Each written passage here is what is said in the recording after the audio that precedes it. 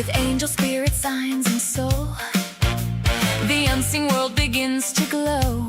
Loved ones, guides, and truth come through.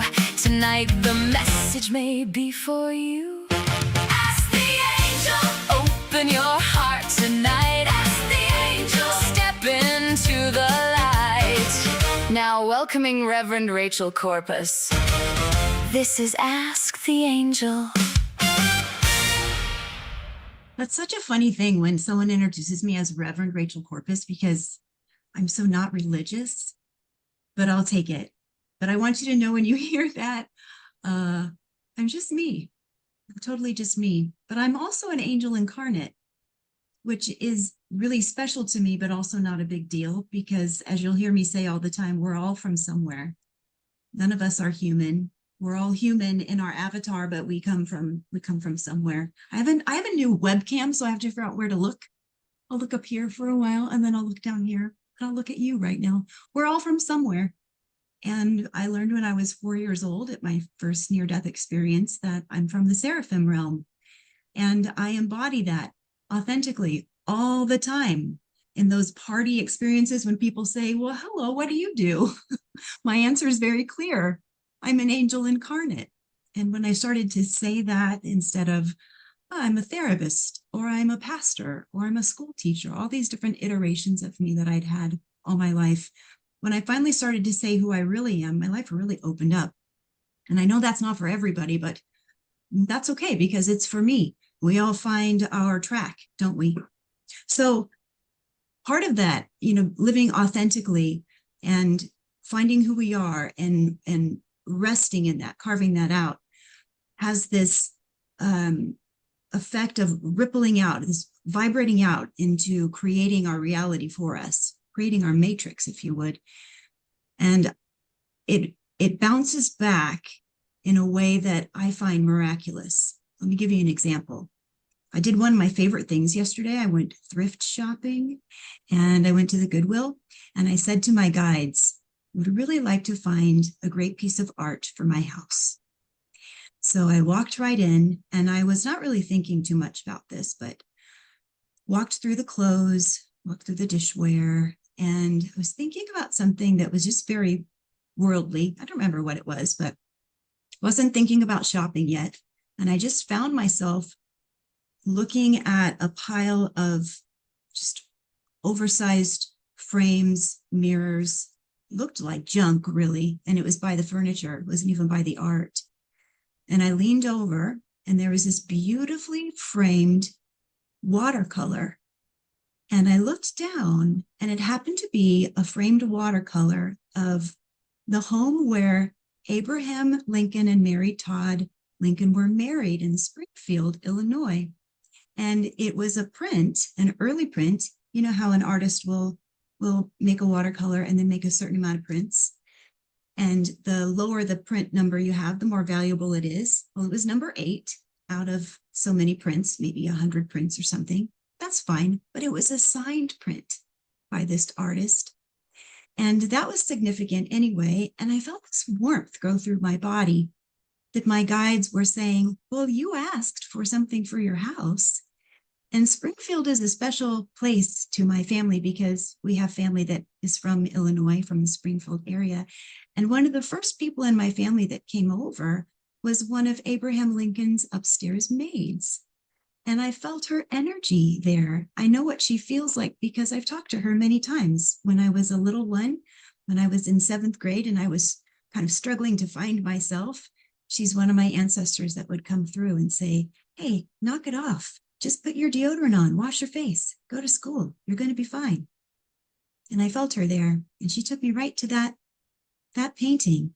I don't think it's the house where she worked, to be honest. She worked in a different house in Springfield, but she is the one that took me to that painting. And I just want to say, I thought that was really cool because I believe the more authentically we live, the more that vibration ripples out and comes back to us so we can have those experiences. And I'm really grateful. So welcome back to week 2 of the show. I'm glad you came back. Welcome if you're new. We're streaming this time, thanks to Thomas, my super cute producer. And now it's time for woo-woo news you can use. Are you ready? Here we go. So apparently, the angelic and galactic councils are currently in emergency session because they're trying to decide if their ethical guidelines can be temporarily loosened to allow betting on the upcoming UFC fights at the White House, which is already a strange sentence to say about a divine governing body. The archangels are holding firm on non-interference with human free will. Very serious, very structured, clipboards out, light vibrating at a responsible frequency. Meanwhile, the Galactic Council is arguing that they're not interfering, they're just statistically observing outcomes with enthusiasm. And the real debate, the actual spiritual crisis of our time is this, because apparently free will is sacred unless you're very confident about round 2, and then it becomes cosmic forecasting. In entertainment news, the Backgrounds movie, the Backrooms movie is coming out. I hope my son doesn't see that. He'll scold me. The Backrooms movie is coming out. We're very excited at my house.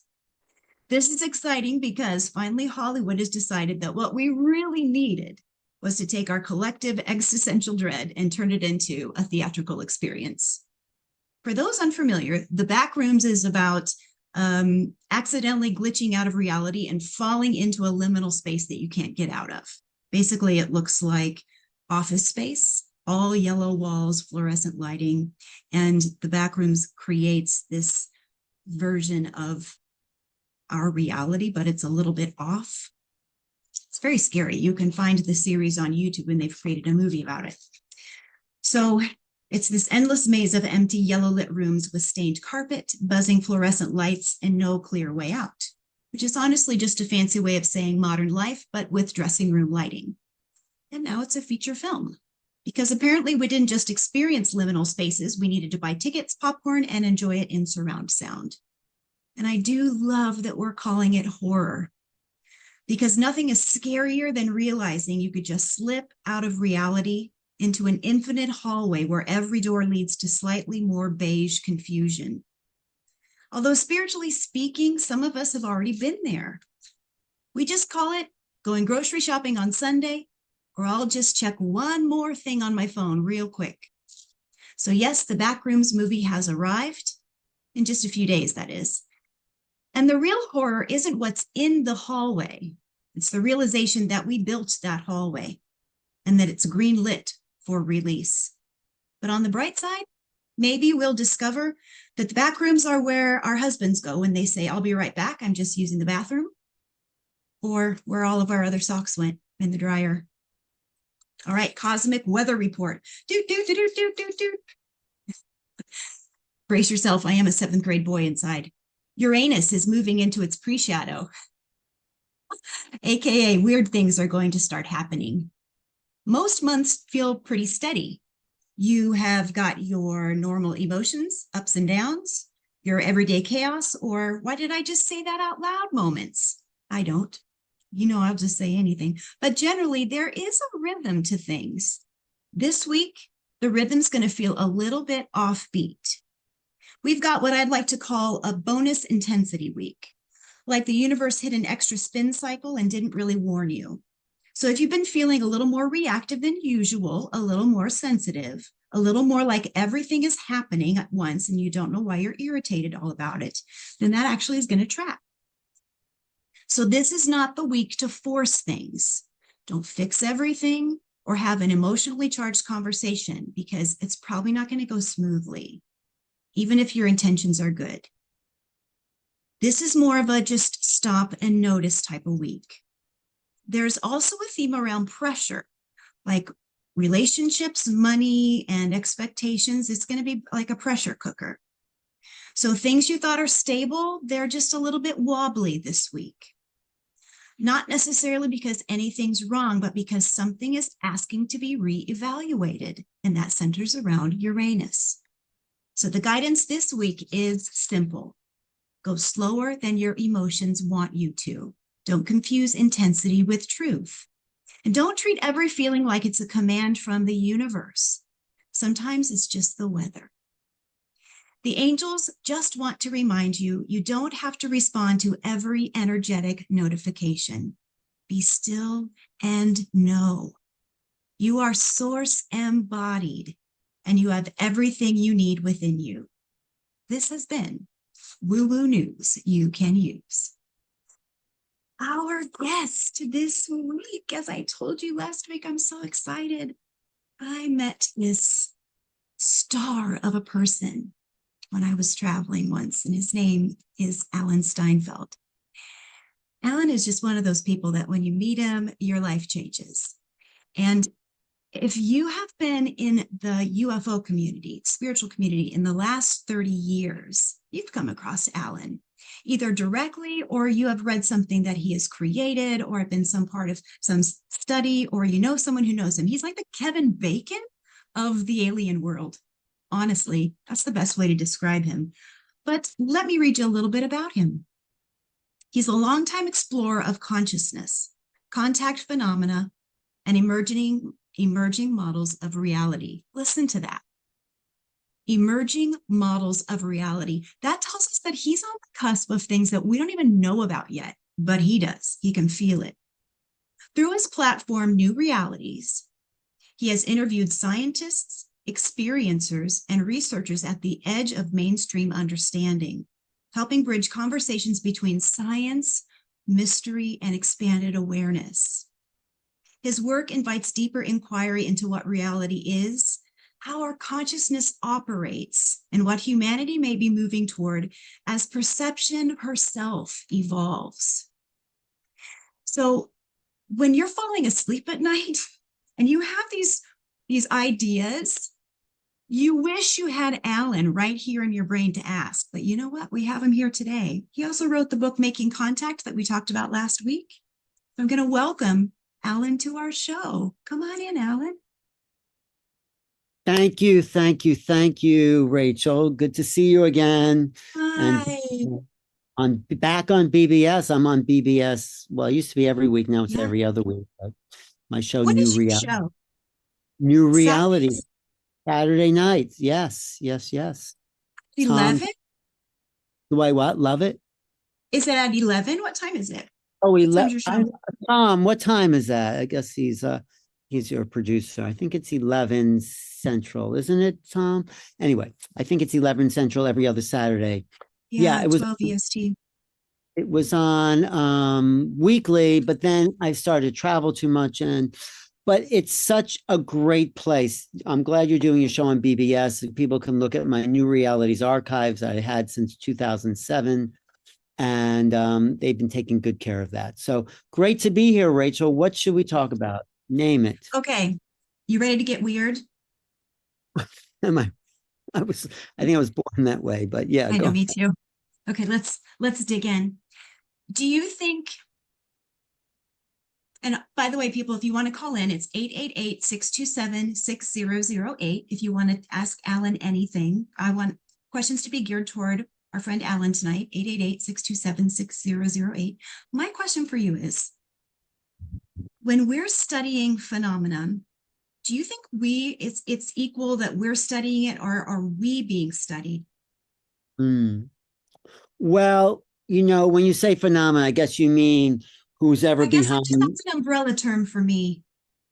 When they call phenomena, they call it basically another name for the UFO phenomena, whatever that is. So I think looking at their technology, which we've just seen released by the government, videos of their incredible technology that we have no idea how they operate them, because they defy the laws of physics as we know physics. We're using 400-year-old physics that Newton kind of created or discovered.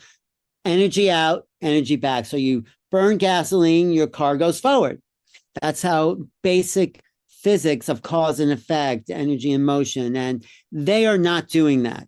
So that's a roundabout way of saying they are smarter than us. They are more advanced. I don't think they're greater than us.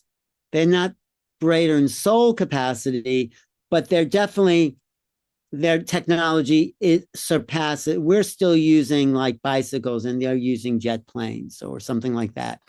But whatever they're using, they don't fill up their gas tank to get here. So what I'm saying about all this is they are observing us more than we're observing them. We're observing a little corner of the page, and they're seeing the big picture here. So yeah, I mean, it's a good question, and people have to realize that this phenomenon has been in and out of our reality maybe since ancient times. Right now, we're in a phase where it's capturing the public's attention, and it's maybe because they're saying to the government, you tell them or we'll show up. So I think we're entering a new phase of dimensional reality. Let's just put it that way. And we need to meet these beings on a higher playing field. Well, first we have to clean up the mess we've made of the earth and wars and pollution and awful things like that. And they're waiting for us to be welcomed into we should be welcomed to a higher dimensional space, but we're still stuck with a lot of angry people and whatever religions, whatever's divided people has gotten in the way of us meeting the cosmic others. Is there any resource we have beyond something physical that they would be interested in learning from us, like our interpersonal skills, the way our souls are connected to our bodies? Is there anything that is unique to us when we are on this planet that's worth studying to them? Well, there's been theories that the whole abduction program, have you heard about that? Yes. Strieber, John Mack, Bud Hopkins, these are people who, well, Whitley himself had an abduction. So it seems like they want our genetics, not they, one species called the Greys or the Zeta Reticuli have evolved their consciousness or their intellect where they can no longer breed genetically, and they hit a dead wall because you can't get to God by pure intellect. I'll speak that in the language that maybe listeners can understand. So what they want from us, or what we have that they don't have, it's our emotional capacity to feel, not drama, not, emotionality, but feeling. Feeling is what's kept in the Akasha. The Akashic records are the experience of feelings from moment to moment. We are incredible feeling beings. And so they want to breed our genetics, which contains emotion. When people have heart or lung transplants, they take on some of the characteristics of the donor. The recipient takes on the donor. That's because within the DNA is emotional capacity. So by taking our genetics, breeding it with their high intellect, they create a hybrid race that is the best of them and the best of us, which is our capacity to feel and have compassion and love. So that if they wanted something from us, I would say some of these races that are pure intellect want the capacity to love that we have. How's that? That makes sense. Right. And we have a lot to learn from them. We have technologies and biologies and all the stuff that could create longevity, could create, get us off our addiction to oil and fossil fuels and gas. I mean, we could really use what they have to offer in order to bring the planet back into homeostasis, back into balance, because it's out of balance because of our, reckless ways of living. You just throw your garbage out and you think that it just disappears somewhere. It's zapped away, but no, it's taken to a land dump or put in the ocean or some awful thing. But people don't think about it. I try to be very sparing with my garbage because I know, just one person, but, I know all that plastic is not going to suddenly dissolve. It's going somewhere. And I think we need laws. We do have some laws about plastic bags, but, it's not enough. It's just a pacifier. We need to clean up this planet, I'm saying, because it's really a planet of choice. It's really an amazing place, and we don't realize it. So we came here to experience free will Which I is don't what, think we understand that what a great gift that is. well, people like free will because they like throwing their garbage out their window. That's free Yeah, will. But right. it's responsible. You can have free will, but free will as it intersects with the whole of the consciousness and the people that are here. That's free will on another level. Yeah, How do I make this my place on this planet comfortable for other people? That's free right. will. It's not all about Yes, me. Oh, what can I get? right. What can I eat? What can I throw away? I I think we all have to be conscious. And that's what I think these beings are waiting for us to grow up, because we need planetary management and we don't have it. I Yeah, mean, there's without, free will that separates us, that is egoic and selfish, and then there's free will that reunites us and helps us remember our connection. right, which level of free will do you want to function on?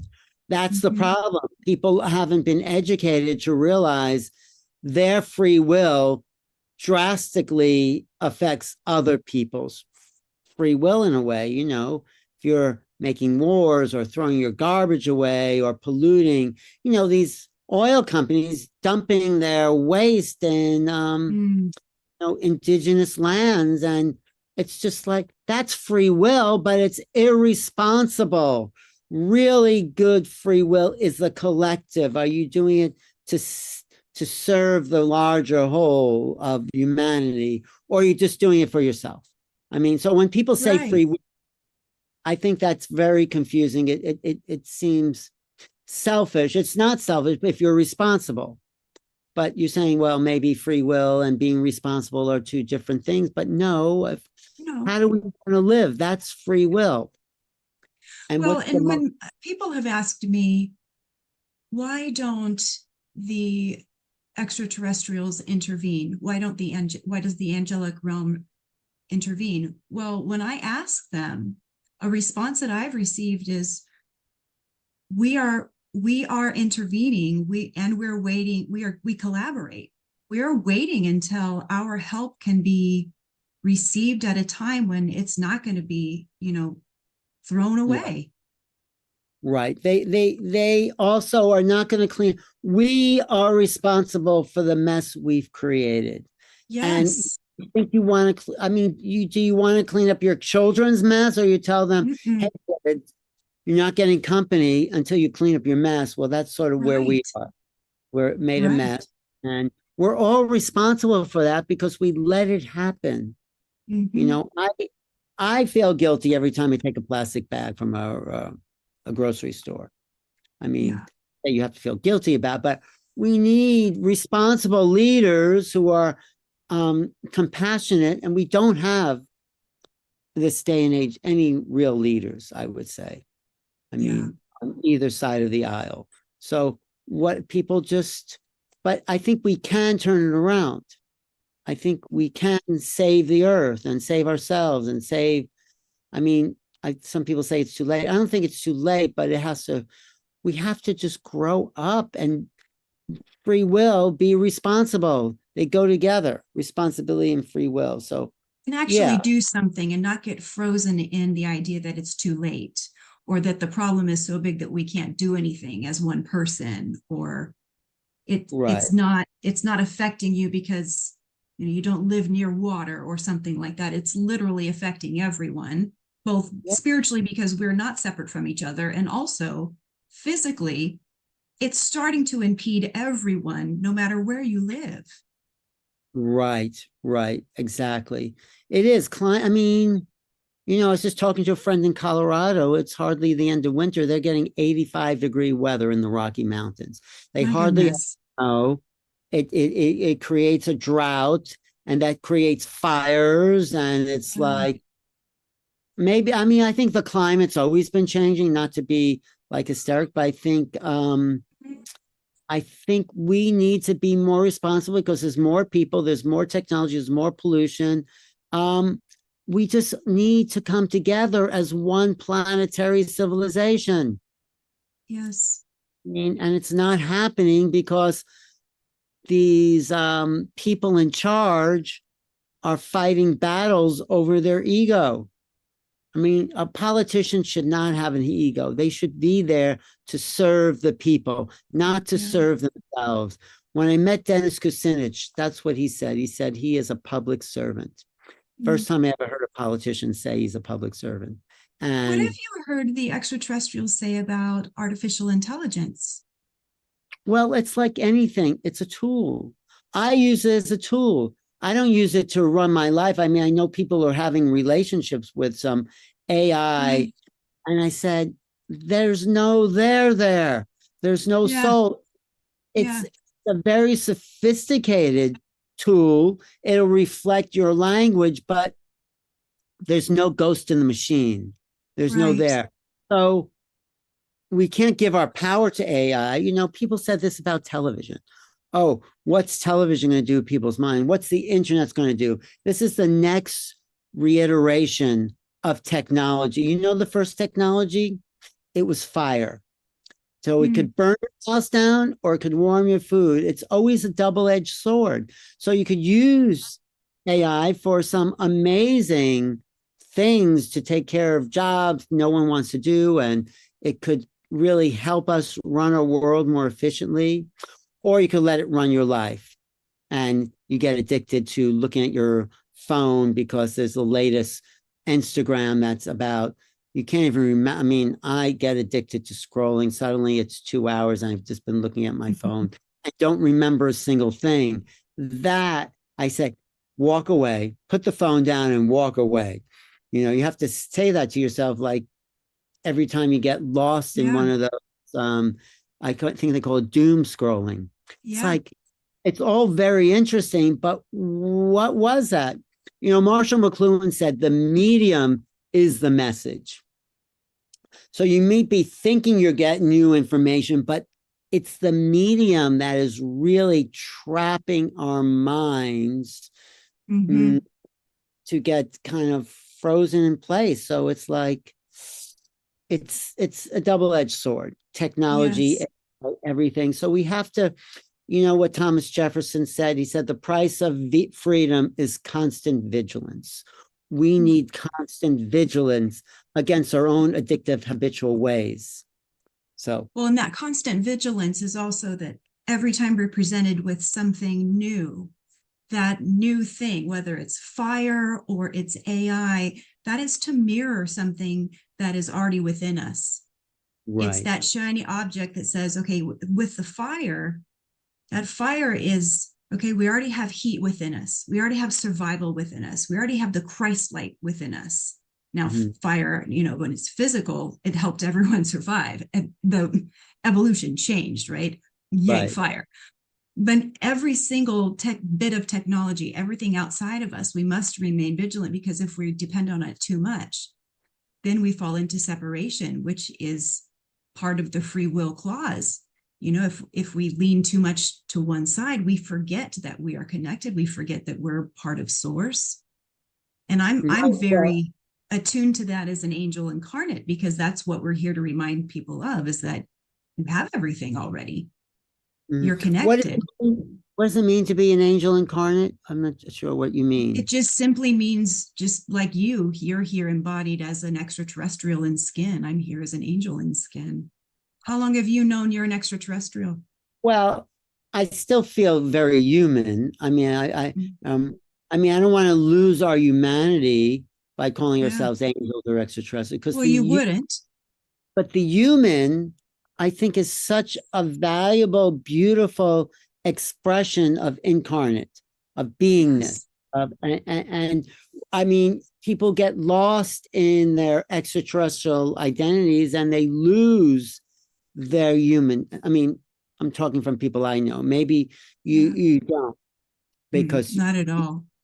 Well, that's good. You're here to become more human based on that's why we're here. Right.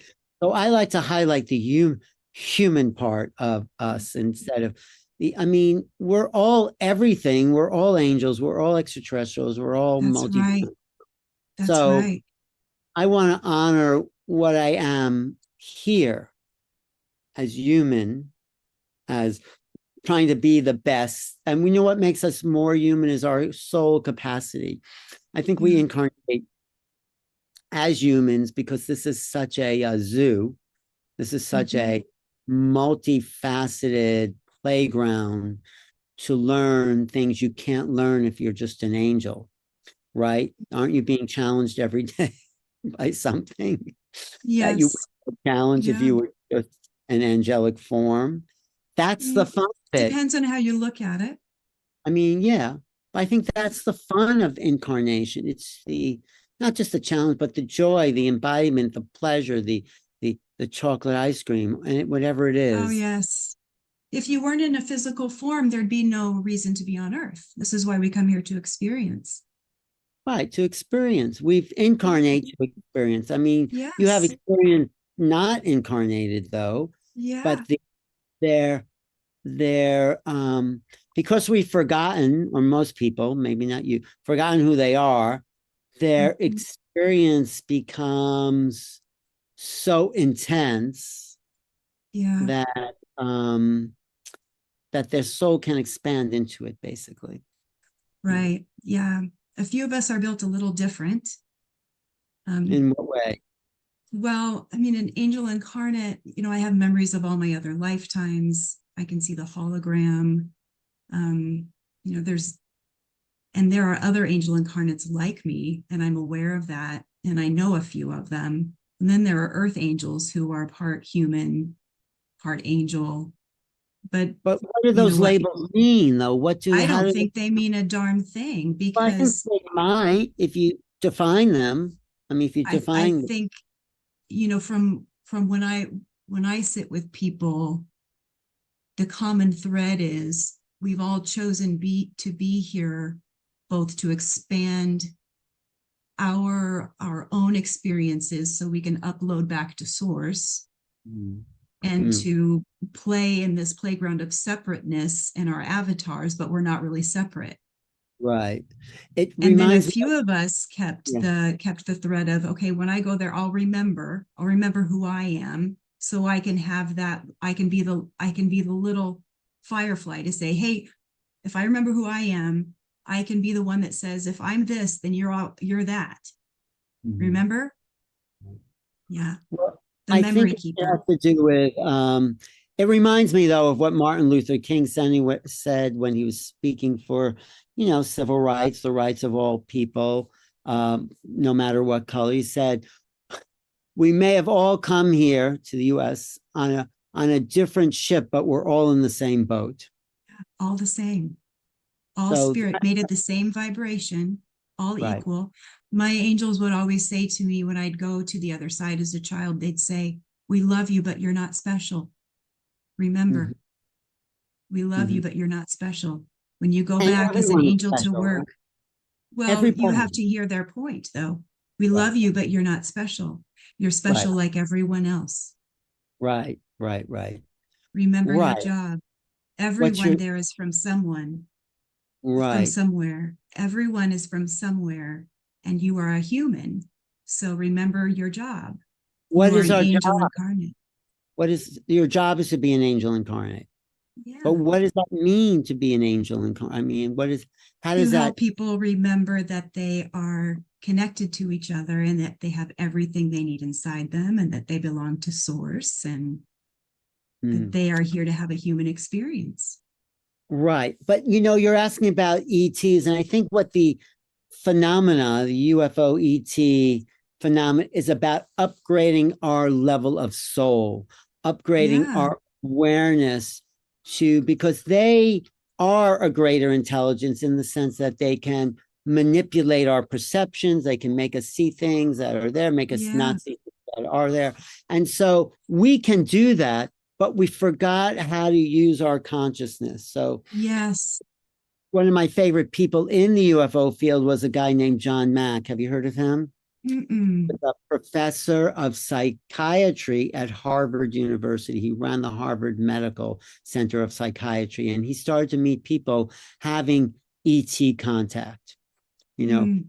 Said these people, it's one of two things. These people are having a very severe psychosis, Right. or maybe, perhaps what they're saying is true for them. And he decided to go with that because these people were functional in every other way. They just had these strange phenomena, but they were, they were in society, they had jobs, they weren't Yeah. crazy, because he understood what crazy was, because he would meet psychotic people. These people were very regulars, but they had this thing happen to them, and he said, well, they're having an experience he hadn't had. So does he label it as some form of psychosis, or does he say maybe, which he did say, these people are experiencing a level of reality that is beyond my capacity to witness, but I believe, or he believed, that it was real. So he talked to hundreds of people, and there are thousands of people who've had contact or abduction or whatever you want to call it. And he concluded that the UFO phenomena was like an outreach program from the cosmos for the consciously impaired. That's us, the consciously impaired. We don't know what consciousness is. We don't know how to use it. And we've been dumbed down by our media, by our religions, by our political parties, school, yes, education. So we don't know who we really are, and we don't know the capacity of this amazing mind to control reality, manipulate. So that's what my mission is, to wake people up to, because I've been teaching remote viewing, which is a form of telepathy and sending your mind someplace else. And it really works. You can really see and feel non-locally if you get out of the way, if you get the kind of limited ego mind out of the way. Right. So are you changing your vibration when you remote view? Absolutely, because when you're in your ego mind, you're very much in a beta state of consciousness. So you're changing to more alpha, where you're connected to more right brain and more collective consciousness. Jill Bolte Taylor does a great talk on TED Talk about this. So you're totally changing your vibration. This is, and most native indigenous people are already, if they've kept the old ways, in that vibrational field, because we get trapped by our egoic sense of self-importance. Yeah. And it's the self-importance that keeps us stuck. Well, and that's a lower vibration. Exactly. It is a lower, absolutely. So remote viewing is a higher vibration. That's a good point. It is. When I was little, so this would have been when I was about 5 or 6, and my angels were training me for 2 ways of travel. One was to go on the ship, and that was pretty easy because I was little. So when the ETs would come visit, like a lot of little kids, that was okay. But then this was more like remote viewing, where I would go, almost felt like I was sleepwalking. And when I wanted to talk to my ET friends, as I called them, the way my angels would have me call them in was they would have me play on I had a recorder from kindergarten. Remember those loud, awful sounding things? They said, pick it up and find the note A. I played the A, so I'd have it in my head, and they'd have me sing between the note A and G. And I would go in my closet and I would sing A to G and the vowel E. And when I got to that vibration, and I would hug a doll because I felt safe. And I would sing those notes. My vibration in my closet would go almost wavy, like plasma, and then they would show up. And you know what I would think I was doing when I was little? I think I was remote viewing. What were you remote viewing? The extraterrestrials would come in, and I could see their faces. I don't faces. think they were, but I think remote viewing is different. I think you were actually seeing them. I think they were actually there with you. Remote viewing is more projecting I your was mind. seeing them like at their desk. Oh, that I may was be, seeing, yeah. yeah, So I yes. think I was doing kind of a natural way of remote viewing as a kid. I And think then I we all, couldn't do it when I was older. I well, you can't do can it. do it though. You Well, can I do it. mean, not in that way. Now I can remote view in the way I'm trained. Yeah, but But I when I think, was little, I'm just thinking about I switched vibration, and I think the angels were teaching me how to remote view in a little kid way. And I could see right into, their homes, their work, just like a TV set. yeah, that is sort of, you do see like a image on, I see like an image on a screen sometimes. Yeah. So, but it's just another tool of consciousness. It's another gift of the Yes. spirit. And that's available to everyone, Yeah. to do this, to remote view, Just because interesting when we're little, it comes easy because we don't have as many ideas about, oh, I can't, I shouldn't, I'm not good enough. yeah, right. So we have to become like a little child We really do. and Yeah. understand. But that's the So exciting. Yes. if I were to ask you Okay. what Ask. kind of extraterrestrial origin you believe you are, or you Mm. most match with, how do you feel about that? Well, I feel fine, but I don't think I'm just one. I think I've been on many planetary civilizations, picking up different forms of perception that have stayed Yeah, with me. So, different coding. I see so much coding above you that's integrated in your right. blueprint. So it's many, many, lifetimes on many, many dimensions. And I haven't found one that says, oh, I'm that. I mean, I know people say they're Pleiadian, Arcturian, Syrian. I mean, Mhm. that's all great, but mm, I mean, I could be any of those, but I don't know. Something about giving a name to, oh, I'm this or that. It it limits and it doesn't mean anything to me because I Hmm. don't know consciously what those beings are about. I'm sure they exist on all these planetary civilizations, Yeah. absolutely. But I'm not as familiar with the different types, like, of traits that these beings have to say I'm this or that because uh it doesn't it I don't really care. But some people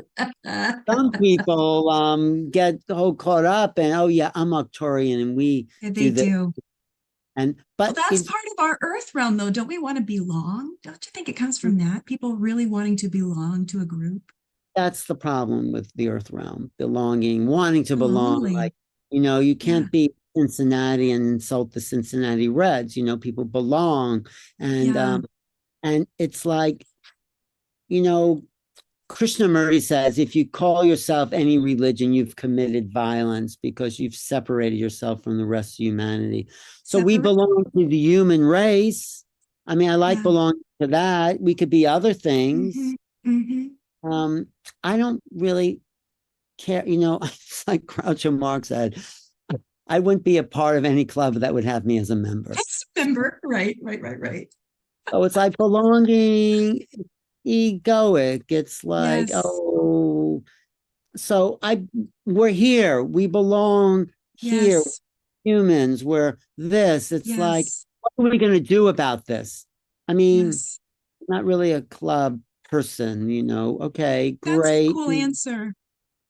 Yeah, People those ask two. me about angels too, and angels are not religious.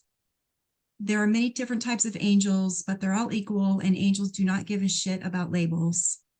Right. They're Well, just you know what? helpers. Rilke, Rainer Maria Rilke, the German poet, said, he said, every angel is terrible. I mean, whatever. Hello, it's me. How long have you known yourself to be an angel? Since I was 4, since I had my first near-death experience. Oh, and you were told that in the near-death Yeah, experience. yeah. Oh, and you were told that your job was to wake people up to who they were. I mean, yes, but not in a big way, just by being me. Right. Yeah. Well, I Not guess I like, could say, body, I have something to tell you. No. well, I could guess I could say something like that. I mean, I always knew that maybe wasn't totally from here. I always felt a little different than the rest of my I mean, I'm family. sure you did, Alan. Alan, come on, you're a little bit different. I think so. I don't know. I'm just me. I can't Well, say you're I'm. different, and we I love don't know you what for that that. means though, but it really don't. I mean, I from my family, yes, they were into, but I've met people that weren't different from me. I've met, maybe that's a sense of belonging when you meet community of people Yeah. that are not so different, and you could talk about things you can't talk about in your family setting Mm-hmm. because everyone Yeah. understands it. But I don't know, but I do think this is a huge time of transformation where we need to expand our capacity to love, to feel, to have Yeah. compassion, to expand the human side of us, Mm-hmm. to incarnate as this greater human being, because that's what we all are, watching wherever you're from, whoever you are. That's Yeah. the part that is welcoming this new energy into the collective field to clean up the planet and to make it a Yeah. paradise, which it is, which it should be. Should be. Hmm? What do It you think definitely, God looks like? it looks like you. It looks like everyone. It looks Looks like like you. it looks like every single person you see on the street. When you Mm. look into their eyes, and I do this practice in these workshops that I've been doing about remote viewing, you look into someone's eyes, and for a moment, you could see the light flashes out of that's when they're present. That's when they forgot their thinking or whatever's on their mind, and they're just with you for a moment. When they're just with you, maybe longer than a moment, there's actually light. Mm. That's what God looks like, the light coming out of people's, the flash. It's like, and then they go back into their mind story, like they're worried about this or that, Yeah.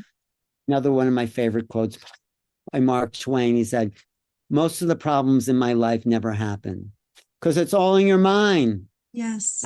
That was definitely true of my mother. she, Yeah. she, she loved to think and, just worry. And, she was professional. But I think God looks like the light coming out of people's eyes when they're present and loving in each moment.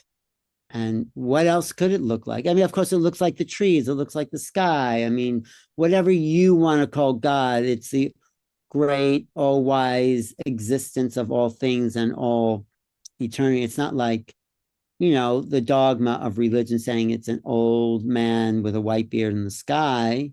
Right. Right. That's God. And if that's their God, that's great. I'm happy. Right. That's fine. We made up a religious God on this earth because God is so big and loving. We needed to make sense of it somehow. So there's religion.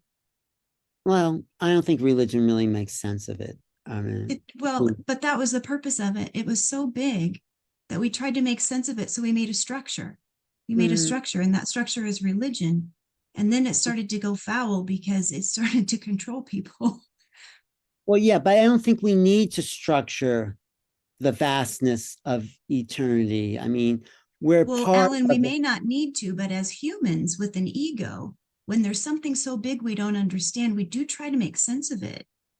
Well, And that's that's where the issue. religion came from. Well, that's the problem we're having with the UFO phenomena.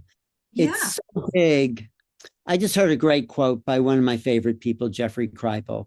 Jeffrey Kripal is like a scholar, he's a mystic, and really in touch with the UFO phenomena.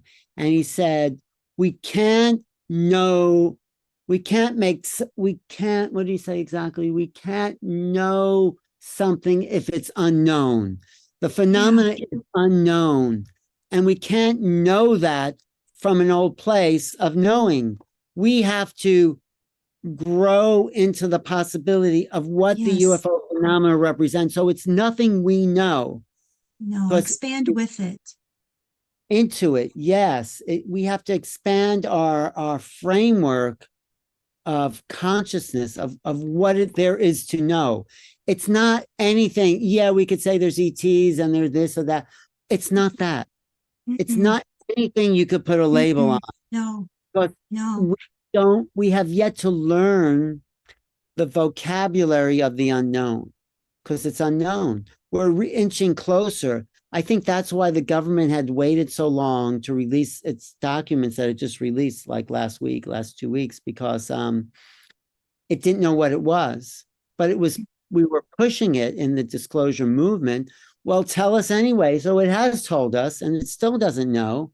I mean, what they're not telling us is that there's bodies, there's craft, there's Yeah. reverse technology. They're not telling us what they have made of it over the last 80 years. So they're kind of lying, but they've at least said, well, there's something here, folks. Get ready. We have company. And it's up to the experiencer, those people who've had contact, to reference their knowing of what the phenomena is to them, so we can add to the collective pool of knowing and really compare the patterns as this phenomena shows up. What are we seeing? What does it look like to you? How can we make sense of nonsense, really?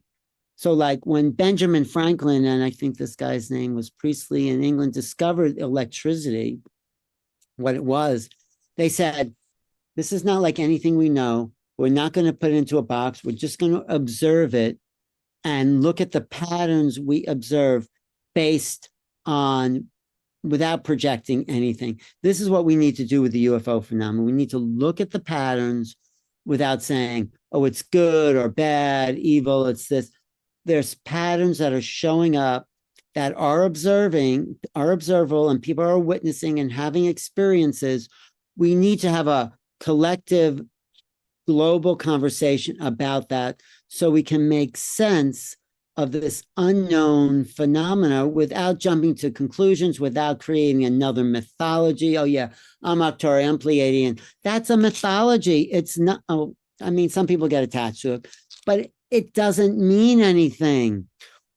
In order to develop meaning, like Viktor Frankl said, if you Man's Search for Meaning, which is a fantastic book, we need to know how to relate to it. And we relate to something by the effects it produces and how present we can stay as we connect to this phenomenon. So yeah, it can traumatize people because they don't know what it is.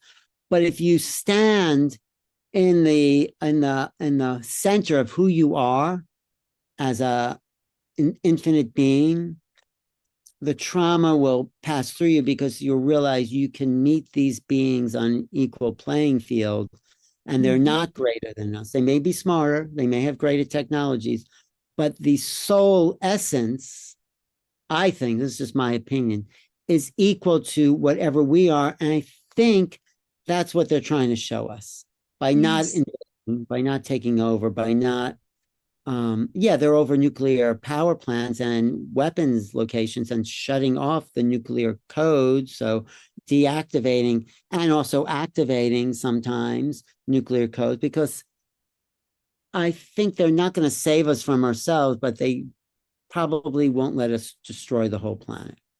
I agree. We need to, though, to, if we have free will, start to use it, because most people that say they have free will are really automatic. They're really on automatic. To have free will is to wake up out of your automatic behavior and say, wait, I'm going to be responsible here. I'm not going to throw that away, whatever. I mean, but, there was a woman in New York who would have zero waste. She was like an incredible person. Like she'd fill up her toothpaste tube. She'd carry her zero waste. I think she must still be around, but it's truly an amazing model for the future of humanity. Because, nothing is wasted in the indigenous cultures and in Native American culture. Everything was used. Well, why isn't that true? You throw away a computer, that just like, I don't know. But it's the capitalist American system. You buy something new. This is the dogma. So people think that's free will. No, they're Well, and that is things are not being made to last as much anymore as well. right, Yeah, right. So, I yeah, mean, there's so much um, that we have to grow up and meet the others. Let's really meet these beings on an even playing field. Let's yes, meet them from a responsible place of what it is to be human and compassionate, loving, and meet these other yes, beings who might be equal to that. People fear the unknown, but they're just projecting the known onto the unknown. I don't think there's anything to fear about these right. beings because they're showing us what's possible for who we are. Absolutely. And if there's anything to fear, they would have shown us already. They would have heard us already. And they're just being very yes, some people have had traumatic moments, but that's because people are so locked in their own egoic sense of self. As Yeah, we something have comes a along, fear filter. Yeah. the fear filter is the world is not what you think it is, and Mhm. suddenly when it's not, they call that ontological shock, because we so identify with the labels of the world.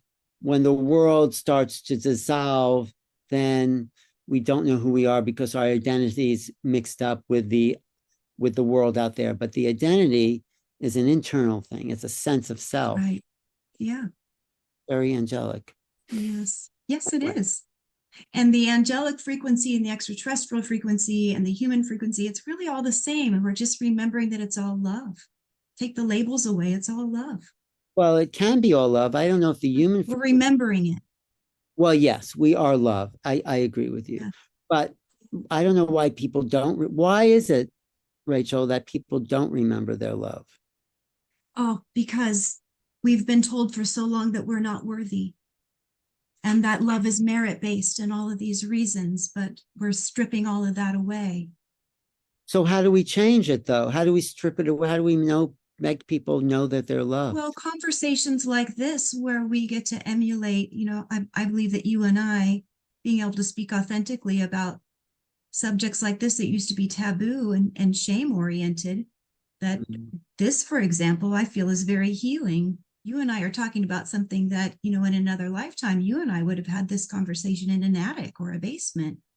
And look, we're Really, having what it did on a you say program. that was so dangerous? I don't I mean, people say Well, that, but maybe not dangerous, but maybe our families wouldn't have allowed it. Maybe a party was happening and we would have brought shame to our families.